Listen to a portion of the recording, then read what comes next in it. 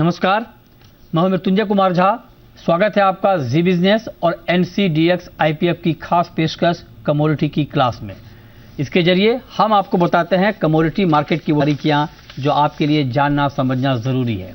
और आज इस कड़ी में हम बात कर रहे हैं कोरिएंडर की, धनिया मार्केट की बारीकियां हम आपको बताएंगे। और इस पर बात करने के लिए हमारे साथ एक खास मेहमान जुड़ रहे हैं। हमारे साथ हैं Mahavir Gupta ji, Shri follow the traders के। महावीर जी, बहुत बहुत स्वागत है आपका जी बिजनेस पर। और आप चूंकि कोरिएंडर मार्केट की तमाम बारीकियों को बखूबी जानते हैं, समझते हैं, इसीलिए मेरा पहला सवाल आपसे यही होगा कि इस वक्त जब मैं आपसे बात कर रहा हूं तो कोरिएंडर के फंडामेंटल क्या हैं?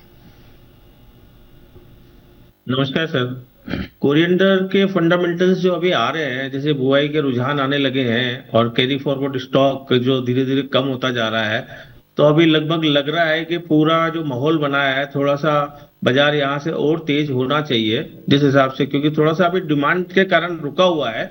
ऑलरेडी अभी 1-1.5 महीने के अंदर 25 रुपए किलो की तेजी धनिया में आ चुकी है, तो थोड़ा सा यहाँ पे रुकना संभव था। और अब आगे बढ़ने के लिए ये मान लीजिए कि ब्रीथ कर रहा है यहाँ पे, और जैसे ही थोड़ा सा डिमांड और निकली, क्योंकि अभी आने वाले त्योहारी सीजन में पोंगल है या अपना क्रिसमस है, न्यू ईयर है, इन सब की वजह से जो डिमांड आएगी उसके कारण ये वापस एक बार यहाँ से 10 रुपए किलो बढ़ने का चांस है। तो अभी आप कह रहे हैं कि अभी डिमांड कैसी है और सप्लाई कैसी है महावीर जी? अभी डिमांड एकदम 25 रुपए किलो बढ़ा है, तो थोड़ी सी रुकी है। लोग मुनाफा वसूली कर रहे हैं। जो सेंटरों पे माल गया था वो लोग अपना माल बेच के और मुनाफा खड़ा कर रहे हैं, तो थोड़ा सा उसमें टाइम लगेगा, 10-15 दिन और इस बीच में रहेगा। लेकिन इसके बाद एक अच्छी तेजी की उम्मीद लग रही है, क्योंकि बुआई के जो आंकड़े आ रहे हैं, जो बुआई का रुझान है, वो दुनिया में लगभग 60 से 65% बैठ रहा है। गुजरात, राजस्थान और MP तीनों स्टेट का मिला के अगर एवरेज करें तो 60 से 65% तक उत्पादन आने के, बिजाई होने के चांसेस है। 10% बिजाई का मतलब लास्ट ईयर के मुकाबले मतलब 30-35% कम? हाँ। अच्छा, धनिया की बुआई पिछले साल के मुकाबले 30 से 35% घट सकती है, राइट सर? हाँ, बिल्कुल बिल्कुल ठीक है। अब मैं आता हूँ लास्ट ईयर जो हमने देखा था। जी बोले हाँ। लास्ट ईयर जो हमने देखा था गुजरात के आंकड़े या राजस्थान MP के, अभी थोड़ा सा टाइम बाकी है MP और राजस्थान में कि पक्के जो एकदम पक्के रुझान आने हैं। लेकिन गुजरात लगभग क्लियर हो चुका है कि 60 से 65%, 70% मैक्सिमम साइड ले सकते हैं। ठीक है। तो ओवरऑल हमने जो कंक्लूजन निकाला 60-65% का रहेगा। राइट। अब मैं आता हूं दूसरे सवाल पे। जो मार्केट बहुत वोलेटाइल होता है आमतौर पे, एग्री का, कोरिएंडर का भी मार्केट बहुत वोलेटाइल होता है कई बार, तो मार्केट के उतार चढ़ाव से बचने के लिए क्या करना चाहिए? मार्केट के उतार चढ़ाव जिस तरह से अभी हुआ है, तो जो लोग नहीं ले पाए थे, आज वो 25 रुपए किलो ऊपर में खरीद रहे हैं, तो थोड़ा सा वहां लग रहा है कि वो बाजार में कैसे स्थिर रह पाएंगे।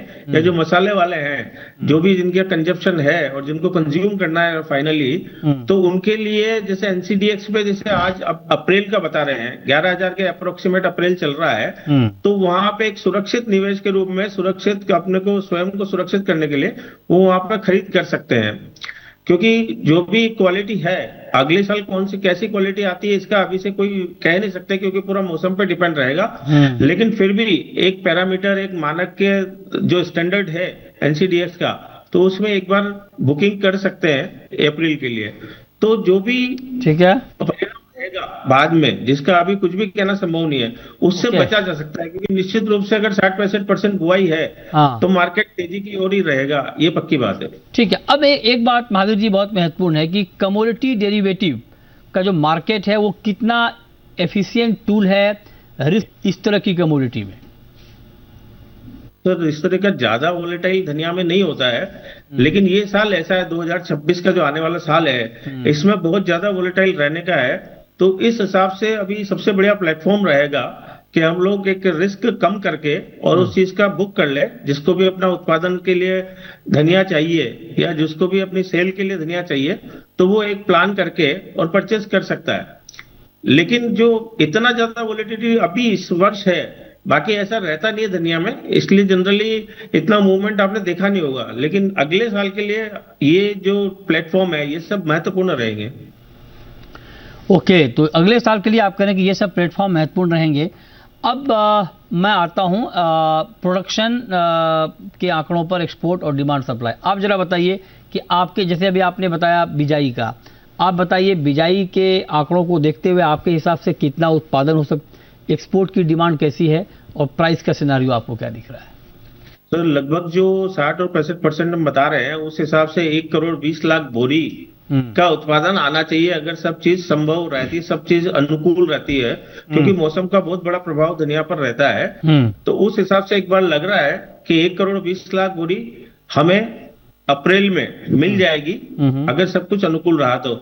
उसके बाद आती है स्थिति डिमांड की। इस साल अभी ये देखने में आया है कि अक्टूबर और नवंबर के महीने में इंपोर्ट आता है, लेकिन इस साल इंपोर्ट बहुत कम आया है, क्योंकि उनको भी इसमें पड़तल नहीं आ रहा है। यहाँ के बाजार के हिसाब से वहां का बाजार ऊंचा है। तो इस हिसाब से भी एक्सपोर्ट ज्यादा जाने के चांसेस है, इंपोर्ट कम आने के चांसेस है। आगे भी ऐसा लग रहा है, क्योंकि अब जो इंपोर्ट के लिए धनिया की जो बुआई होगी अगले जुलाई 2026 में होगी, तो उससे पहले कोई भी इंपोर्ट अभी आने के चांसेस नहीं है। लेकिन यहाँ पर अगर बाजार ज्यादा बढ़ता है तो फिर इंपोर्ट 2 लाख 5 लाख बोरी का मान सकते हैं, वो इतना ज्यादा प्रभावित नहीं करेगा। हमारा जो एक्सपोर्ट बढ़ेगा, जो कंट्री केवल इंडियन कोरिएंडर को ही यूज में लेते हैं, उनके लिए तो यहाँ से ही लेना पड़ेगा, क्योंकि उसमें पंजेंसी ऑयल कंटेंट ज्यादा होता है इंपोर्ट वाले में।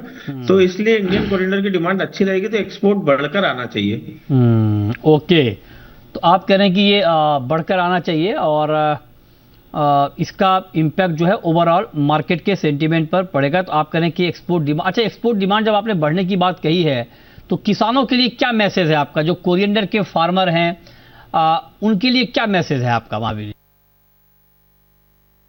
सबसे कि जो इंडियन अपनी खुशबू गुणवत्ता के कारण पूरे विश्व में प्रसिद्ध है और ऐसी क्वालिटी कहीं भी नहीं होती है। लेकिन धीरे धीरे देख रहे हैं कुछ इस तरह का रुझान है, कुछ सरकारी उदासीनता है कि धीरे धीरे किसान जो है, जैसे राजस्थान में पहले आप ये मान के चलिए 50 लाख बोरी उत्पादन होता था, जो भी 15 लाख बोरी पे आ गया है। एमपी में 1 करोड़ से ऊपर उत्पादन होता था, वो अभी 60 लाख पे आ गया है। तो ये सब कारण बन रहा है किसान के उदासीन या इस जिन्स को छोड़कर जाने के लिए।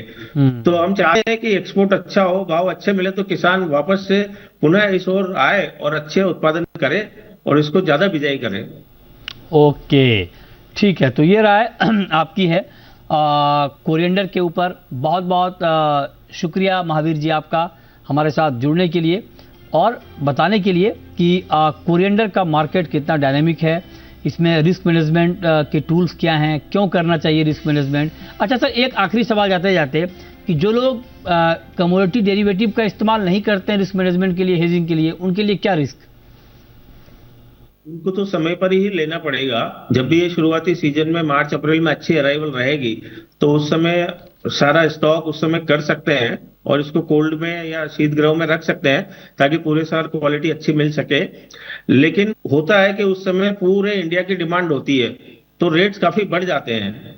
तो अल्टीमेट ये रिस्क तो उनके साथ रहेगा कि आगे अगर वो रुक कर लेते हैं, बाकी की खरीदी अगले महीनों में करते हैं, तो थोड़ा बाजार उनको मार्केट मतलब ऊंचा देना पड़ेगा। ये बात पक्की है। बहुत शुक्रिया महावीर जी आपका हमारे साथ जुड़ने के लिए और डिटेल में कोरिएंडर मार्केट की बारीकियों को समझाने के लिए। छोटा सा ब्रेक के बाद भी खबरें जारी हैं। नमस्कार।